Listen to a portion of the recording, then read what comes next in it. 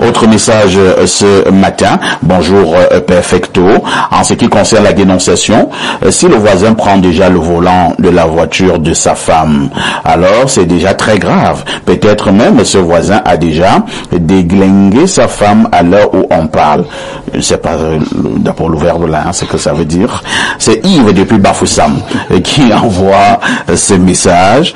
Bonjour et excellent mardi à Parfait à ici et à tout le panel d'Espace Miné. Il y a des rapports à éviter. Trop de rapprochements de ce genre, même s'il s'agit d'une voisine, c'est à proscrire. Attention, le diable est déjà dans la maison. C'est le révérend Ntoko Sondje à Yaoundé. Nous allons donc repasser le microphone à Pierre Blériot pour la dénonciation de ce matin. Alors, Parfait ici, dans le cadre d'un certain nombre de consultations que je mène dans les couples, j'ai suivi une histoire hier qui est vraiment rocambolesque et j'ai voulu la partager avec les téléspectateurs. Un couple que je suis me pose le problème suivant.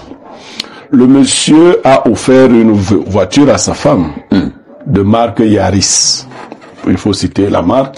Et donc, depuis un certain temps, la femme, après avoir obtenu la voiture, a commencé à rentrer du travail avec un des collègues qui est en même temps voisin. Cela n'a pas déplu au monsieur, ce d'autant plus que c'est un voisin affable, quelqu'un de gentil, c'est bonjour, bonjour. Mais depuis un certain temps, quand il rentre, c'est le monsieur là qui est au volant. Le voisin. Le voisin qui est au volant. Il vient, il dépose la dame à son entrée et il descend. Et le matin, quand ils vont au travail, le monsieur prend également le volant. Le mari a estimé que ce n'était pas bien. Sa femme s'est conduite? Elle conduit. Okay. Il a estimé que ce n'était pas bien. La femme lui a dit que non, ça lui enlève le stress des embouteillages et que, bon, le monsieur est meilleur chauffeur qu'elle. Donc, le couple n'en fait pas encore un problème grave. Mais ils me l'ont posé hier. Moi, j'ai ma perception de ce genre de choses. Donc, moi, bon, on en a discuté. Eux, ils semblent calmes. Ils n'ont pas dit de dénoncer. Et pourquoi tu viens d'en dénoncer? Non, moi, je trouve ça... Bon, je voudrais que chacun... Tu n'es pas sérieux, vous avez eu une clause. Non, on n'a pas eu la clause que je ne dénonce pas. Mais n'ont pas posé ça comme dénonciation. Ah, d'accord. D'accord. Moi, j'estime que il y a matière à dénoncer. Tous les matins, tu prends ma femme, c'est toi qui prends le volant. Alors, est-ce qu'ils travaillent au même endroit? Ils travaillent dans la même structure. Ah, d'accord. Ils travaillent dans la même structure. Bon, le monsieur s'est rendu compte que ça lui évitait le paiement de taxi, de taxi et autres. Mais il y a quelque chose. On a compris. Voilà, de pas correct. Que moi, je dénonce. Je vais d'abord passer la parole à Ibrahim. Oh, Ibrahim, le monsieur... Qui a posé le problème quand même? C'est le monsieur?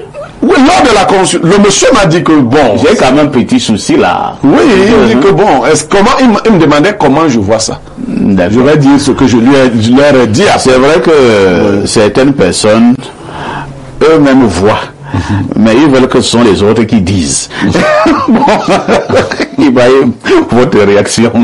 Parfait, ici, ce que j'ai appris dans le temps, c'est que le temps passé ensemble crée des sentiments.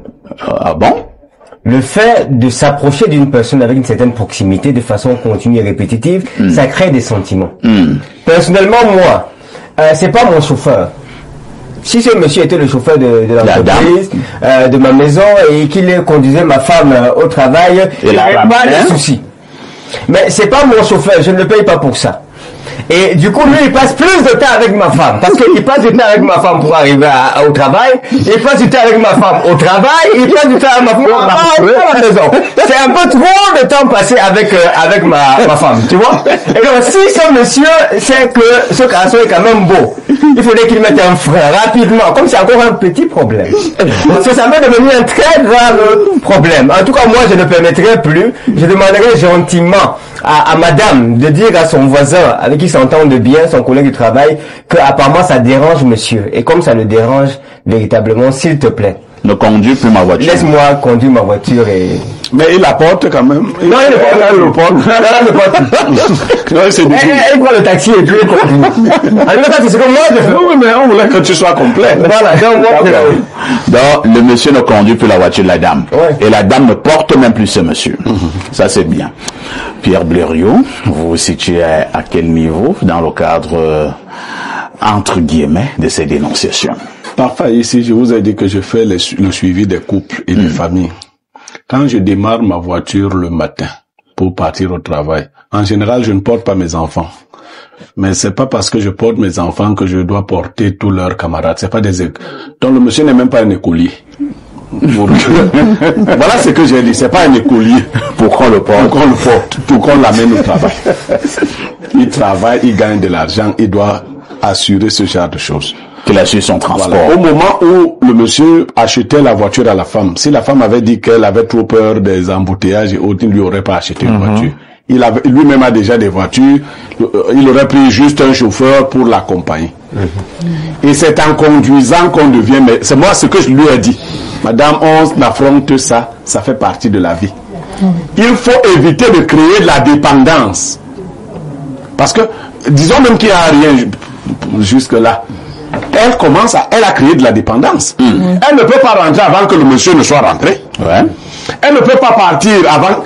Et s'il tombe malade pendant une semaine, si on l'envoie en stage pendant 1 mois, 2 mois, 3 mois, bon, la non, il n'y a pas ce... Et moi j'ai dit au monsieur, c'est pas ma femme qui va venir te dire. C'est pas ma femme qui va venir. Ah, toi-même tu t'en charges. C'est simple que ça. C'est pas ma femme. Tu vas, bon, essaie un peu de te dire, mets-toi un peu en posture de parler à ce monsieur, non, à tes voisins. Tu lui diras quoi? Non, je l'attends le matin quand il vient. C'est-à-dire dans le volant. Madame garde le véhicule là, je me tiens là. Quand il vient, je lui dis bonjour, cher voisin.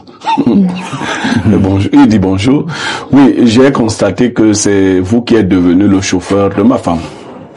Il dit non, je ne suis pas chauffeur. Je dis ok, je ne sais pas trop ce qu'il en retourne. Vous travaillez accidentellement dans le même lieu de service. Je ne souhaite pas que vous entreteniez une relation de proximité permanente avec mon épouse, ni à l'aller ni au retour. D'accord? Donc pour ce matin, allez prendre votre taxi. Aussi simple que ça. Aussi simple, allez prendre votre taxi. Comme ça, je n'embarrasse pas ma femme. Parce que ma femme, c'est un collègue. Si elle va commencer à hésiter, je vais lui dire ça comment, non, je te dis ça, c'est simple. Je n'embarrasse pas ma femme et je règle, parce que la femme ne s'oppose parce que ça s'arrête. Elle n'a pas dit non, que ça ne s'arrête pas. Le monsieur, il est timide. Non, tu le lui dis. Et s'il était même bien éduqué, lui n'allait pas le faire. Si c'était quelqu'un de bien éduqué, tu peux pas venir. J'ai dit, c'est pas un écolier. Pourquoi tous les matins tu viens là pour qu'on t'amène à l'école? Non. Et après t'avoir amené à l'école, on va encore t'amener où? Non. Donc moi, on arrête ça. Tu n'es pas un écolier.